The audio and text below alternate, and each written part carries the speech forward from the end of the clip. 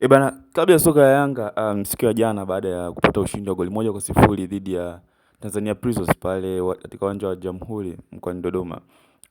Siku ya leo wanatarajiwa kurudi mkoani Dar es Salaam kujiandaa na mchezo baina yao dhidi ya Azam FC. Hii inaitwa dabi ya Dar es Salaam ambapo utachezwa tarehe 15 siku ya Jumapili mwezi huu wa tatu katika uwanja wa Mkapa jijini Dar es Salaam. Sasa baada ya mchezo huo na Azam, Yanga watakuwa na mechi mbili zinazofuatia kabla ya international break ambayo itaanza tarehe 23 hadi tarehe 31 mwezi huu wa tatu.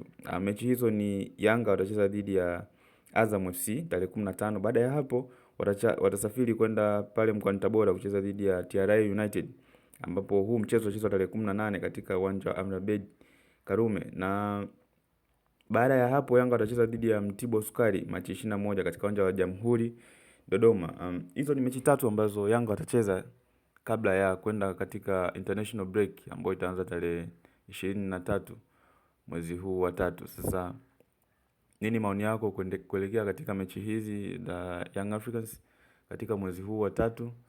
Dondosha comment hapo.